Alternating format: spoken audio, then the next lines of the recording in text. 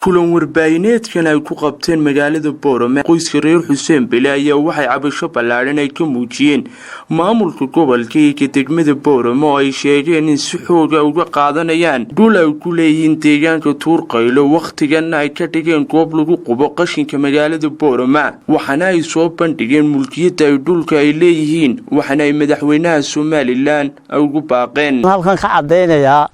yaan ka shaacinaya anigoo mulkiilihii lahaa beerta ku taala halka gidaafada lagu shubay oo afhayeen u dadkii dhaxalka iyo warasadii xaq u lahayd meesha afkooda aan ku hadlaya waxaan halkan ka cadeynaya ka shaacinaya in halkan magaranaysa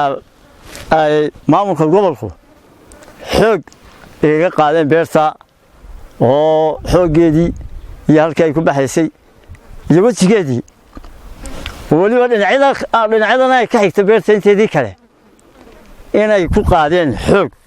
kiisa gidaafadii meesha gidaafadii Boorame oo dhan in aniga dusha la isaaro madaxa la isaaro xaq uma leh waxa ka dambeeyay inuu maayirka iska raaciyo maayirka arrinka wixii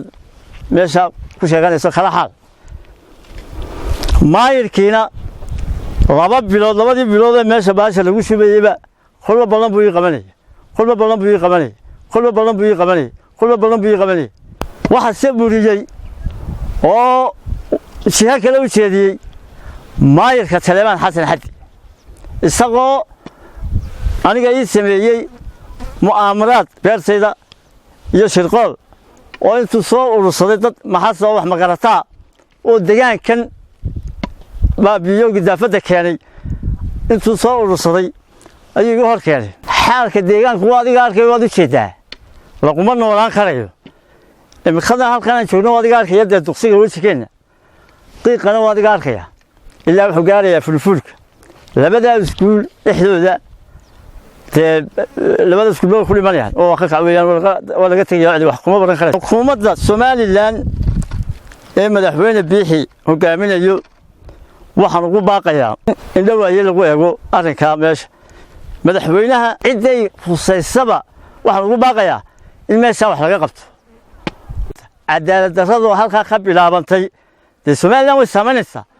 wax dulantay ka yeelimayno tolkii baan anagu waxaan leenahay Salebaan Xadi haddaad ka day weydo waxa wallahi qoriyo faraal isku tagi madaxweynaha Jamhuuriyadda Soomaaliland waxaa leenahay madaxweyne وارنها ماشى سويقة مدة مدحوينة ماشى قشك الله وطاقلي حنون بان لقى عبني حنون كور فرس بوها قبة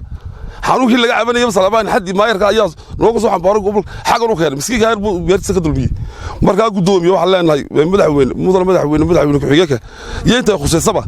يوم سيرد عفماتك يوم بيره ولا ما يسكول الله وطلقلي إن أرضي وحلوقة وحي برتان ما أنت موجود بس ماشى قشك على خيري إن النصيحة مقدونين غير سيدي ويان إذا اللي بقى إذا اللي بقى مية مقالو إذا اللي بقى ويان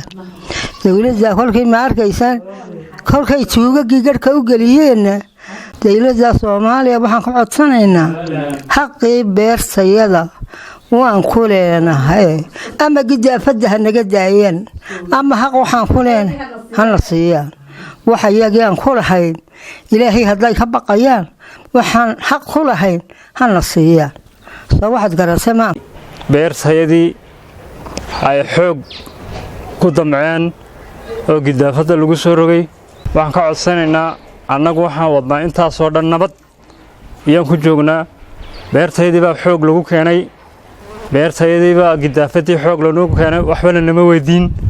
marka dawladda waxaan ka codsanaynaa wali xilliga nabad baan wadnaa annagu waxaan ka codsanaynaa waxaan xaq u leenahay inayna siiyaan hadday nooga daayaan gidaafadana waa inay naga daayaan sidaas ayaan codsanaynaa dawladda halkan waxaan ka codsanaynaa dawladda maxamed Soomaaliland meesha aan xaq u leenahay beerta ee la geenay gidaafada kun jeer baan u sheegnay waxa weeye waa beertayadii gidaafad baa la keenay gidaafada haddii wax laga qaban waayo waxa weeyaan aanu sida ay tahay intaan noolahay ama nolol baan ka qanaa ama dhimasho waxa weeyaan haddii la naga joojin waayo gidaafada beerta la geynayo taanu kuma jiro saakana waan wada sheegay intii geenaysay maxadeena gidaafada wixii ka dambeeya waa dil. dhinaca kalena mar aan isku daynay inaan arrintani waxaan ka weydiino maamulka gobolka iyo ka degmada Boorama ayaana noo suurtagelin. Cabdirasaaq Cumar Macadawliyo, telefishinka codka bariga Afrika, Boorama.